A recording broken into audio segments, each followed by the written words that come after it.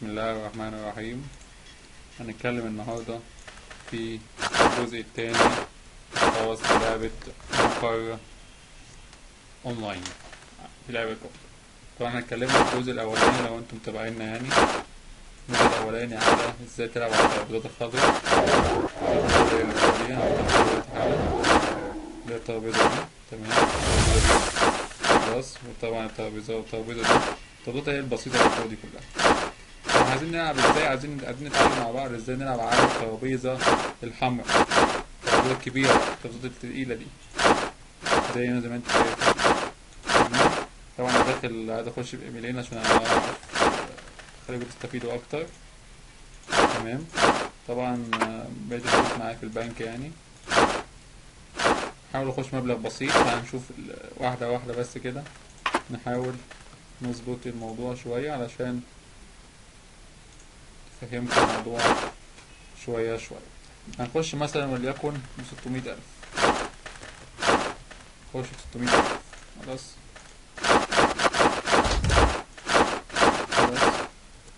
تعال نجرب كده، نخش دلوقتي نشوف هنلعب ازاي.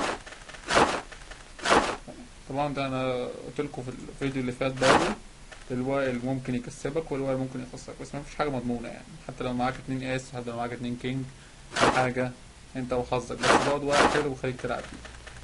يعني زي ما انت هتكسب هتخسر برضه، يعني هي بتبقى قاعدة ان انت هتكسب. معظم الناس هنا زي ما انت شايف، طبعا هنا الترابيزة هنا بتعتمد على ايه؟ بتعتمد ان انت كل واحد بيبقى معاه ورقتين. الورقتين بيبقوا مقلوبين، محدش فيهم بيشوف بعض، محدش فيهم بيشوف بعض. تعال نشوف ايه الورق اللي على الترابيزة ده. الورق على الترابيزة ده لو حد معاه نفس الورق اللي على الترابيزة هو اللي هيقش. يعني دلوقتي الورق على الترابيزة بيقول لك انت معاك 2 كينج اهو، 2 كينج. واحد لو معاه 1 كينج، تمام، ممكن موضوع الدور ده يبقى بتاعه، ياخد ال5 مليون. اللعب على 5 مليون زي ما انتم شايفين اهو. تمام كده. طبعا الناس اللي دي عمل فولد، الناس دي طبعا طلعت. طب ده ليه كسب اهو؟ مارادونا ده ليه كسب؟ عشان جاله كان معاه كينج، واحده كينج وباع على الترابيزه، يبقى جاله 3 كينج عشان كان في 2 كينج على الترابيزه، واحده كينج معاه. ده غير ال10 اللي كانت معاه، كان معاه 10 وكينج. ده طبعا بيعمل ايه؟ شوف مين اعلى واحد هو اللي يبدا الدور. ده اعلى واحد اللي يبدا الدور. انا معايا كينج اهو زي ما انتم شايفين. اتمنى يجيلي كينج تانية، لا جالي كينج و8. تمام. طبعا كل واحد بيبدا يرمي 10,000 من كده كبدايه، واللي مش عايز يرمي بيعمل فولد زي ما ده كده طلع، وعمل فولد على ده كده طلع فولد. واضح انه وحش، احنا مش حابين يلعبوا بيه. ده ممكن كان يطلع. لا، ده كل ورقه 500,000. طبعا انا هطلع علشان الورق مش كويس زي ما انتم شايفين اهو. طبعا ده رمى 500، لعب على 500 اللي هو يعتبر اقل واحد على الترابيزه اللي هو ده. كل رمى 500. ده زود ده زود بالظبط. وده لعب على اساس كده كلهم لعبوا. التزويد ده زود مليون برضه اهو، لعب على 4 مليون. طيب اللي معاه كوين ومعاه جوكر هو اللي هيقش اللعب. معاه كوين هنا وجوكر هو اللي هيقش. ليه؟ في ده كوين على الترابيزه ومعاه كوين في ايدك، يبقى انت معاك 4 كايند، معاك 4 انواع من نفس النوع. او ما شاء الله في كمان 4 كوين هنا. لو معاك كوين تانية في ايدك الماتش خلص، الماتش معاك على طول.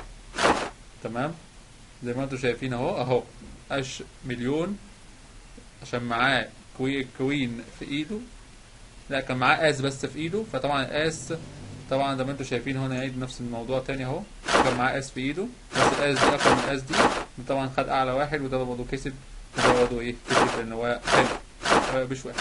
طبعا ده خسر ليه؟ ده جاله كينج. طبعا عارفين ان الاس اقوى من الايه؟ كان معاه اس وكوين في ايده بس.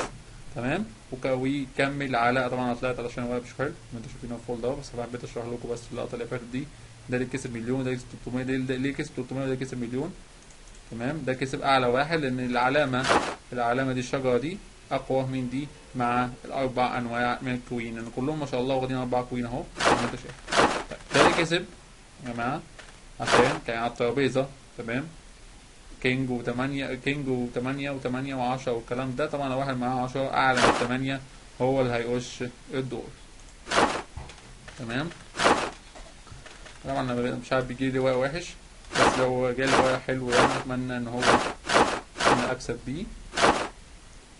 زي ما انتم شايفين اهو. بص ده كل ورقه اللي هو 2,490,000. طبعا طلب مني ان ادخل ان من كل ورقي. هنا بقى الحلاوه في الدور ده مش لازم يكون معاك نفس المبلغ بتاعه عشان تلعب. هنا بيبقى معاك اي مبلغ، حتى لو معاك 200,000 داخل بيهم، ممكن تبقى داخل من 200,000 وتقص 7 مليون 8 مليون الكلام ده. تمام. فزي ما بقول لكم كده، خلاص اللعبة على 8 مليون دلوقتي على الترابيزة زي ما انتم شايفين. خلاص طبعا ده دخل بكل ورقه، دخل بمليون و400,000 على اساس ان هو يقش الترابيزة كده. اللعبة على 10 مليون على الترابيزة. طبعا لو كملنا، لو في ورق على الترابيزة اهو، لو طلع مشابه للورق المقلوب الدور بتاعه على طول زي ما انتم شايفين اهو. الورق على الترابيزة دون.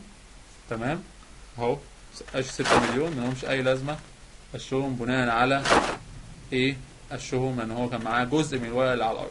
طبعا الناس كلها بتشتري هي عشان معهمش ورق على الارض. طبعا كده بقول لك لما يكون معاك ورق حلو احسن تلعب فيه، احسن من تقعد ترمي ورق وخلاص تخسر فلوس ملهاش اي لازمة. تمام.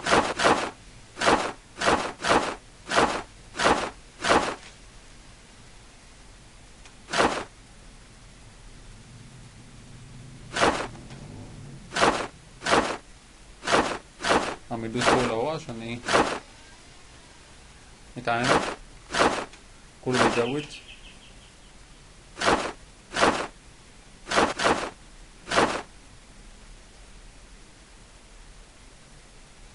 هخرج طبعا اللي مش حلو.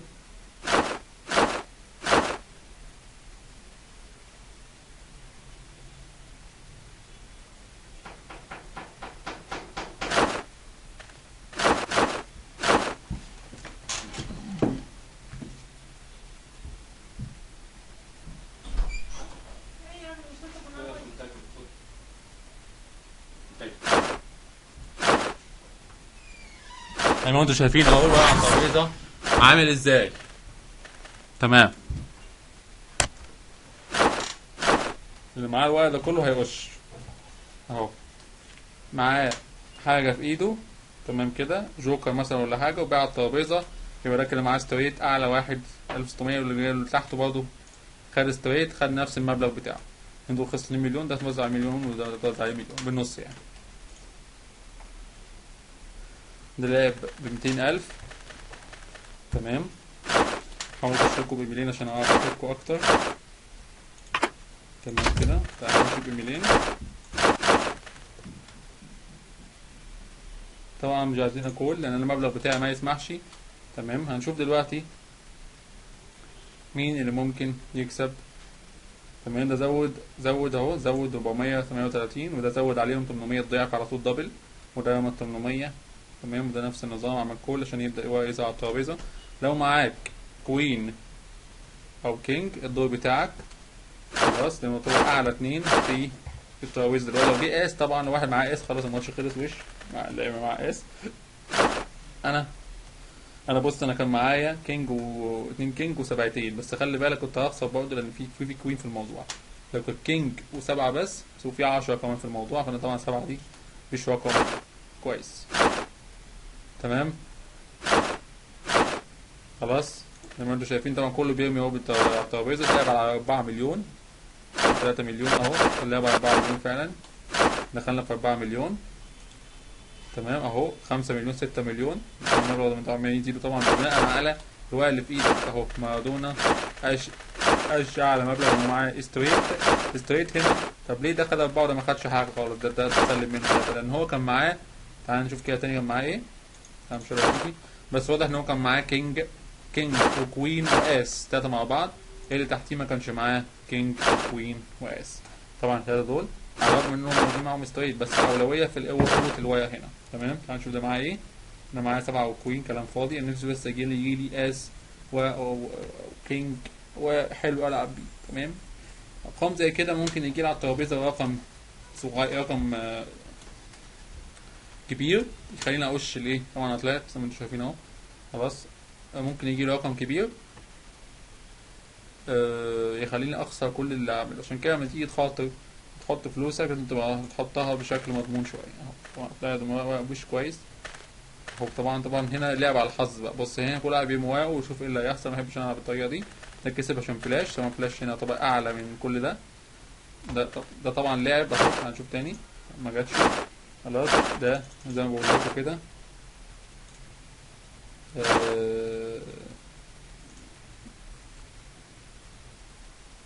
كوين وجوكر وكوين برضو. انا هو حلو لحد ما، بس احنا عايزين نلعب في الجزء المضمون بس، عايزين نلعب فيه الجزء المضمون فقط. هو طبعا المفروض اكون المبلغ ده هو ريز، طبعا انا مش هكون المبلغ ده اللي معايا مش كويس. انا برضو ايه، على الرغم ان انا معايا كوين وجوكر، بس برضو انا بميل للعب على الحاجات الاكبر بس. تمام. الحاجة الأكبر اللي زي الكينج والآس مع بعض، أو اتنين آس مع بعض، أو اتنين كينج مع بعض، أو اتنين كوين مع بعض، زي ما انتوا شايفين اهو. الحاجات دي مهمة مهمة مهمة مهمة. بحب ألعب على الحاجات الكبيرة فقط، مبحبش ألعب على أي حاجة ممكن تخليني أكسب بالحظ. خليني ألعب الحاجات التقيلة بس، هي الحاجات اللي ممكن تكسبك من كده. ممكن تخسر برضو، مفيش حاجة مضمونة في الكسب يعني، بس خليني أقول لك برضه يلاقي أي أرقام وخلاص. أنا شايف إن ده برضه أي أرقام، لسبعة مش حاجة تخينة وش. وما أعتقدش يبقى على الترابيزة كلها كينجات يعني. كينج خمسة كينج عشان تكسب، معاك معاك خمسة على الترابيزة كينج وواحدة ستة كينج، يبقى أنت كسبت يعني. تمام. صعبة جدا، مش كان بيكون معاك آسبة مضمونة أحسن ما بتخسر المبلغ الكبير ده كله. تمام. أحسن ما تخسر المبلغ ده، ممكن تميه دلوقتي كله ملوش أي لازمة وتخسره. تمام. زي الناس دي كده، في ناس هي بتلعب على الحظ وخلاص يعني. ده عندك بيلعب اهو، شوف كل واحد بيكول ال 400 المطلوبين منه، زي انتوا شايفينه ده المبلغ اللي انا عليه بالسهم اهو 491. مطلوب منك 491 ترميهم. اللي عايز يريز ازود المبلغ ده للدبل ضعف، حسب بقى انت متأكد من ورقك ولا لا. تمام. طبعا زي ما انتوا شايفين اهو جوكر. طيب انا معايا جوكر و10، طب ليه ما لعبتش؟ اهو في كوين في الموضوع. ساعات بحس ان بيبقى في ورق قوي على الترابيزه، حتى لو متأكد معايا 10 جوكر ممكن اخسر برضه. مش كده، ما لعبتش خالص، ما لعبتش لان هو مش مشجع ان انا ايه العب. هنا كينج وسبعة، مفيش كينج. لو جه كينج على الترابيزه تمام وما جاش اس، كان ممكن ناخد الدور ساعتها هنا. تمام.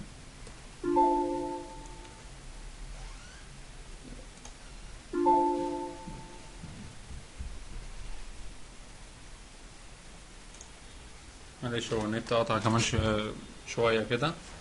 احنا لسه جايين حالا اهو، جايين بالايدين زي ما انتم شايفين.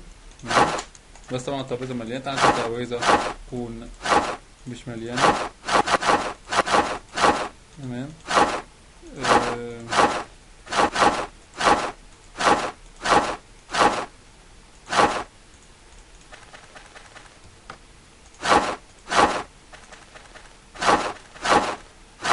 زي ما انتم شايفين اهو.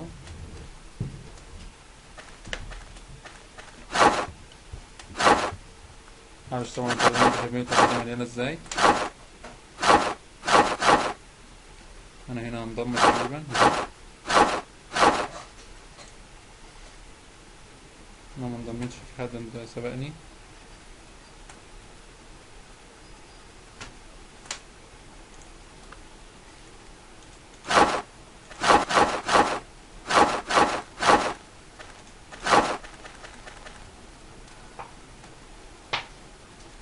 انا هو هناك اهو. بنشوف طبعا بنشوف الدور زي ما انتم شايفين. طبعا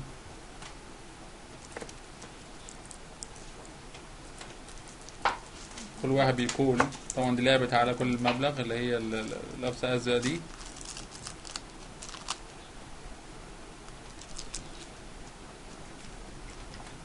تمام.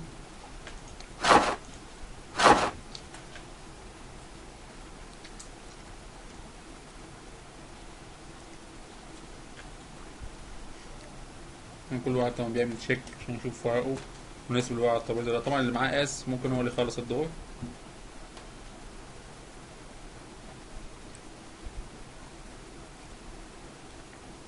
مستني طبعا مين اللي هيلعب. واضح ان هما واحد معاهم وحش.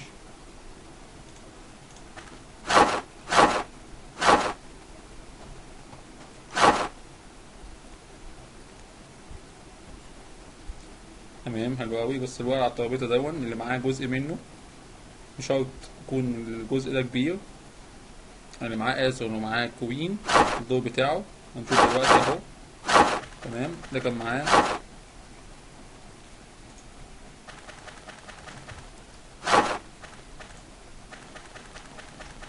زي ما انتم شايفين طبعا من شوية، كان معاه جزء من الورق اللي عمل استريت في الموضوع في على الترابيزة.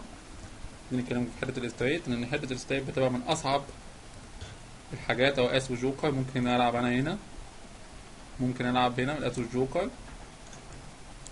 هنشوف دلوقتي. طبعا 8 وكوين مش تمام. واحد طبعا بيحط 10,000 لازم على الأقل واجب مش هتعرف تتعامل.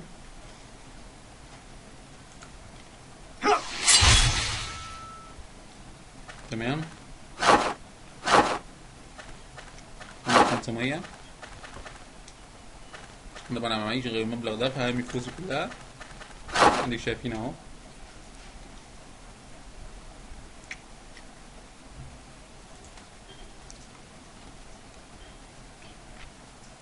النهارده طبعا ان دور وش مش كويس، مش حلو على البنت. دي التهنج ولا ايه؟ انا مهنجش.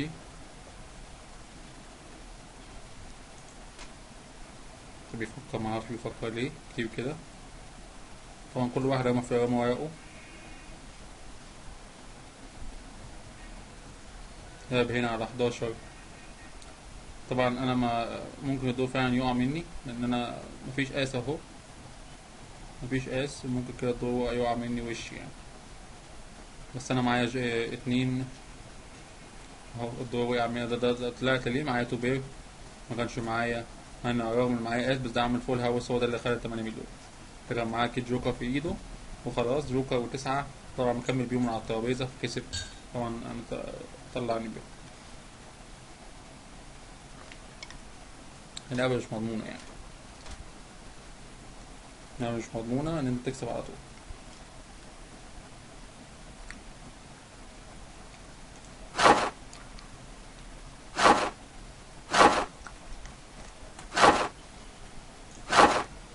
احنا نجيب البنك نقع على الترابيزة مرة تانية. طبعا انا بفكر مش حلو. خلاص.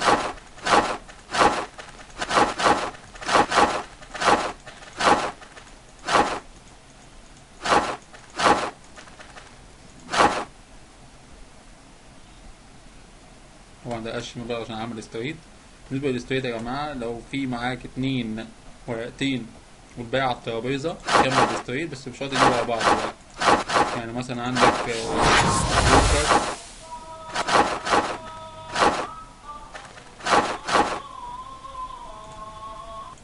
رجعنا تاني اهو.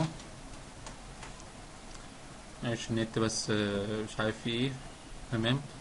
طبعا تعال نشوف ده ريس بلاي برضه علشان كان معاه مثلا كان معاه جوكر ومعاه 10 وليكن، والباقي على الترابيزة، وبالتالي وقش أعلى مبلغ اللي هو 900,000 يعني. بس إنه أعلى مبلغ يعني. افتح بس الإيميل التاني علشان نقدر نتعامل.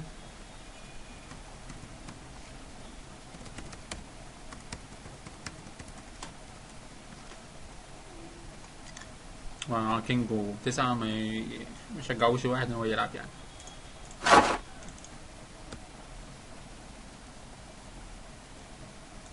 تمام. نحط من البنك علشان نقدر نتعامل.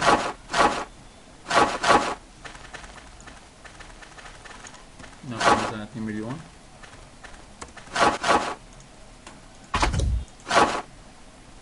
نلعب الترابيزة اللي كنا بنلعب عليها من شوية.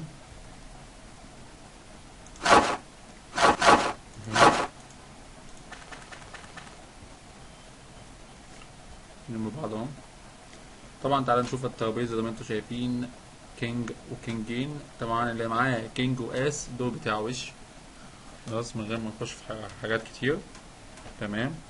واللي معاه بقى 10، اللي معاه 10 هيعمل ستريت اهو. بس كله كان ناقص بس 10 وبتكمل اللفة اللي في الأرض دي بالظبط كده. كل دول ناقصلهم، كان ناقصلهم 10. لو واحد معاه 10 بس الموضوع كسب. ساعتها هيكسب يعني. وفعلا كسب زي ما انتوا شايفين اهو. خد الستريت. طبعا معاه سبعتين ممكن نرميهم. سبعتين ممكن يمشوا مع اي رقمين متشابهين ممكن ندوس فيهم. لو عملنا كول هنشوف كده ايه دنيتنا فيهم.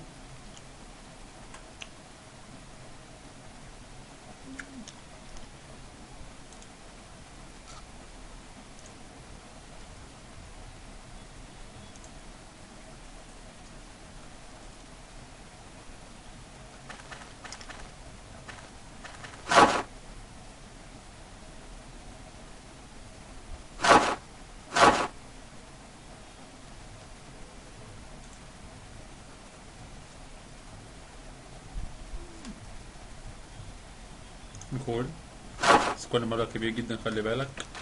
تمام، معايا 7 هنحاول بيهم ونشوف مين أعلى واحد ممكن يقش. طبعا الاس دي طبعا بتخوفني جدا، بس أتمنى يكون في 7 على ترابيزة تانية.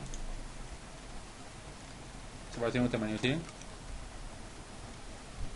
جيت بس يجي 7 تانية علشان أعمل فول هاوس. مفيش للأسف، اللي هيبقى معاه الآس هو اللي هيقش كل حاجة. أنا طبعا معايا 7 وهكمل على الأول 8. 8 ممكن أخسر بشكل كبير. هو زي ما قلت لكم خسرت بشكل كبير. اللي كسب ليه؟ كسب كان معايا كينجين وفي الأرض 8. أنا معايا 7. طبيعي طبعا الكينجين هو رقم واحد. محدش طبعا كان معايا آس خلاص. أنا زي ما قلت لكم يا جماعة هي بتبقى جزء كبير في حظ. أرمي سهل وكويس ألعب بيه. لما في آس في الموضوع بتخليك تعتمد شوية، بس لما يكون في معاك أرقام بتبقى وحشة يعني. بس لما يكون أي حد معاه مثلا كينج وكوين والحاجات دي كلها ممكن تبقى في إيده دلوقتي. تمام أهو كينجين وآس. بس لو جه آس على الترابيزة الدور ده بتاعي. لو جه آس أهو، لو جه 10 الدور لحد ما في كينجين يا باشا في الأرض. في كينجين في الأرض، كل واحد بياخد طبعا اللي على الأرض كله بيكملوا بيه الورق اللي في ايدين الناس. تمام، يعني عندك 2 كينج، كل واحد كده معاه 2 كينج، بس على حسب الورق اللي في ايدك هو اللي بيكسبك. مش عارف ده طلع عليه يعني، معلش نت مهنج شوية.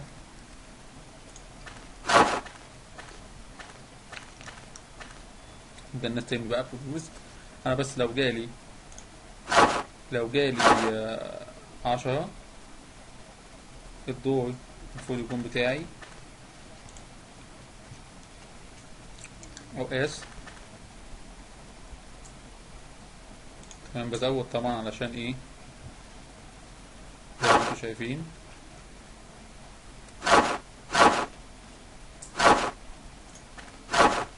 اهو. طبعا انا خسرت 1,200,000. هو معاه فول هاوس. فول هاوس طبعا اقوى من ستريت. انا طبعا جبت ستريت نزلت على الواير اللي في الارض اهو زي ما انتوا شايفين. هو جاب فول هاوس، كان معاه كينج في ايده. زي ما قلت لك الكينج دي بتفرق. هو اللي قش 1,200,000. عايز يخسر، بس انا مش موجود هنا عشان اقول لكم ازاي بنكسب بس او ازاي بنخسر بس. بس بعلمكم ازاي تلعبوا على الترابيزه الحمراء دي ازاي تكملها، بس لازم يكون ساعتها لازم يكون تقيل في اللعبه. خلاص طبعا اللي ما يشجعوش ان انا العب فده هطلع طبعا ورا دول يشجعوا.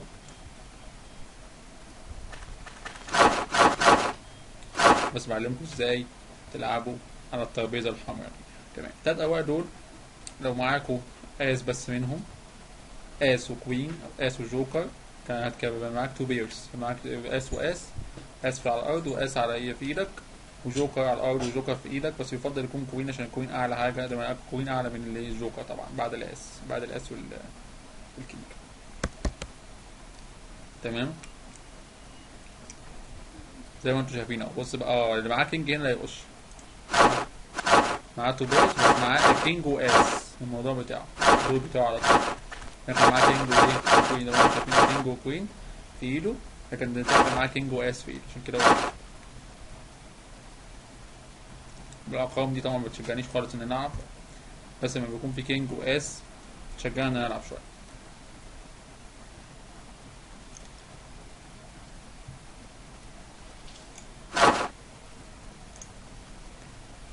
طبعا انا موجود ورقي هنا، انا ما عنديش حاجه خلاص. هو 190,000 يعني. تمام، ورقي برضه لحد ما في كويس.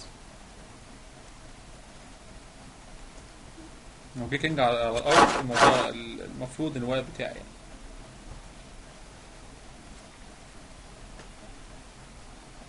تمام، ارمي ورقك. طبعا كيمو هو اللي قش كل حاجه زي ما انتوا شايفين دي اهو. طبعا انا طلعت بالاثنين لان هو كان معاه جزء كبير جدا من الورق. تعالى نجيب ورق تاني ونلعب تاني مش مشكله.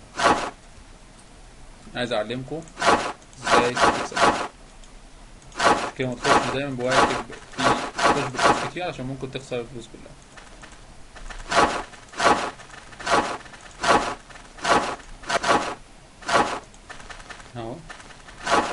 مثلا ده مليون. نلعب مثلا انا ومين، انا والاكونت التاني.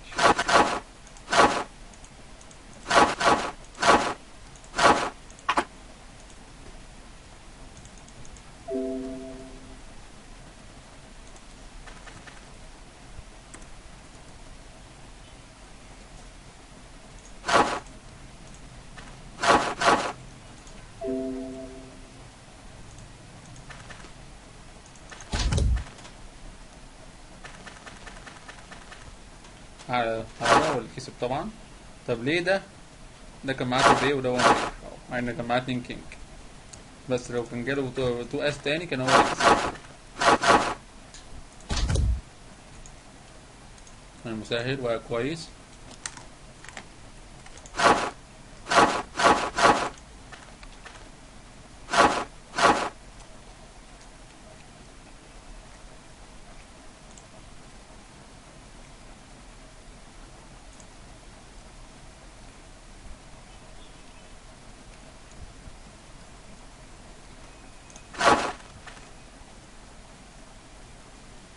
مش هيكفي واحد يلعب. انا لو جالي بس لو جالي ستريت ممكن انا اقش الموضوع. نشوف دلوقتي ازاي ستريت. انا دلوقتي لو جه هنا اس، لو جه 9 واس الدور يعتبر بتاعك، اديك شايف اهو 9 و8 و10 وجوكر وكوين، معاك 2 من ضمن الاستريت، ممكن انت تقش ال 2 مليون. ده مسهل. وممكن هو يكون معاه فول هاوس، بس هو الفول هاوس اقوى من هو كده المفروض معاه ستريت هو اللي يقش المفروض يعني. اهو ده موضوع كسبت. ليه؟ عشان كان معايا ستريت. عرفتوا ليه؟ كسبت 1.5 مليون زي ما انتوا شايفين. خدت المبلغ على الطبيعي كله. هعمل لكم ليه؟ عشان انا كان معايا ستريت، كان معايا جوكر وكان معايا كوين والباقي على الترابيزه، وده كان معايا 2 بيرس بس، فكان لازم يخسر. تمام. جوكر واس ممكن نشجع نلعب بيهم. جوكر واس ده كينج و7 ممكن ما يشجعش.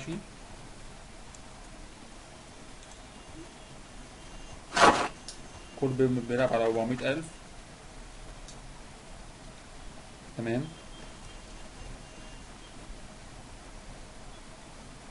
ما يشجعش نلعب بيه، ممكن نلعب بالتاني.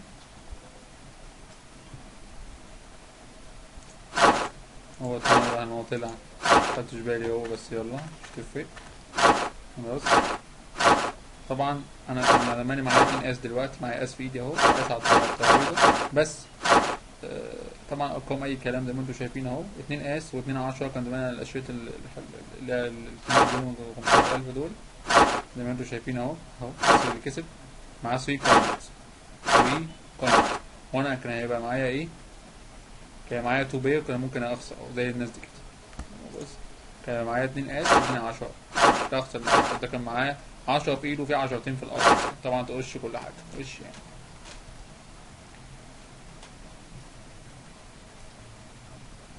المسهل